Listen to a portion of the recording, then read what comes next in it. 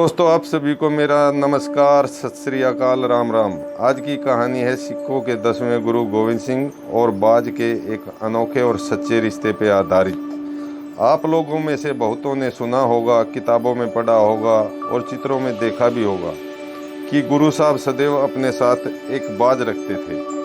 क्यों रखते थे गुरु साहब अपने साथ बाज? क्या रिश्ता था उनमें? अक्सर ये सवाल सबके मन में रहता है। आज की कहानी में हम आपको इस सच्चे रिश्ते की पूरी जानकारी देंगे। इसकी पूरी जानकारी समझने और जानने के लिए वीडियो को अंत तक देखें और कहानी को पूरा सुनें। अगर आप हमारे चैनल पर नए हैं तो प्लीज़ सब्सक्राइब कर लें और बेल आइकॉन जरूर दबा लेना, ताकि समय समय पे आने वाली हर जानकारी आपको मिलती रहे। सिखों के 10वें गुरु गोविंद सिंह जी का जन्म 22 दिसंबर 1666 को हुआ और उनकी मृत्यु 7 अक्टूबर 1708 को हुई। अपने इस छोटे से जीवन काल में गुरु साहब ने अपनी कौम, धर्म और देश की रक्षा के लिए अन्याय के खिलाफ लड़ते हुए अपना सर्वस्व न्यौछावर कर दिया था। अपने दोनों पुत्रों तक को दीवार में चुनवा दिया था। क्यों उनके पुत्रों को दीवार में चुनवाया गया, ये जानकारी आपको देंगे हम अपनी अगली कहानी में। गुरु साहब क्यों रखते थे अपने साथ बाज? क्या रिश्ता था उनमें? इसके पीछे थे बाज के वो गुण जिन्हें अपने जीवन का नियम, लक्ष्य बनाकर गुरु साहब सदैव अपनी कौम, धर्म और देश की रक्षा के लिए अन्याय के खिलाफ लड़े। गुरु साहब बाज के इन गुणों को ही अपने जीवन का नियम बनाकर जो भी करते थे वो कौम के लिए एक संदेश होता था, एक मैसेज होता था। तो आइए हम आपको बताते हैं बाज के वो गुण जिनके लिए गुरु साहब बाज को सदैव अपने साथ रखते थे। गुण नंबर 1, बाज को कभी गुलाम नहीं रखा जा सकता।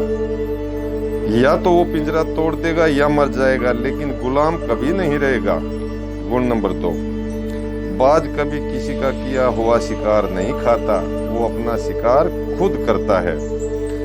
गुण नंबर 3, बाज बहुत ऊपर उड़ता है, लेकिन इतना ऊपर उड़ने के बाद भी उसकी नजर हमेशा जमीन पर रहती है, अपने शिकार पर रहती है, अपने दुश्मन पर रहती है। गुण नंबर 4, बाज सारी जिंदगी अपने पास आलस्य को नहीं आने देता।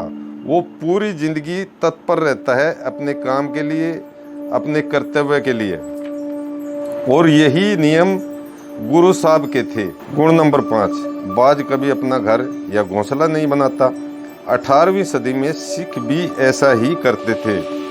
गुण नंबर 6, बाज दूसरे पंछियों के समान हवा के साथ नहीं उड़ता।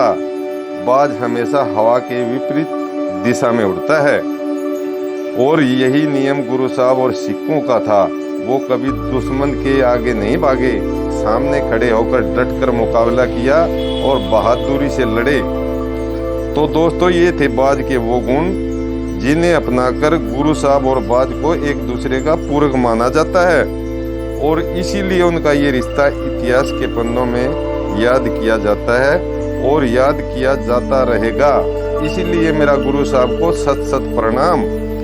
आज की कहानी में बस इतना ही। अगर कहानी पसंद आई तो इसे लाइक कर दें और शेयर जरूर कर देना, ताकि औरों को भी ये महत्वपूर्ण जानकारी मिल सके।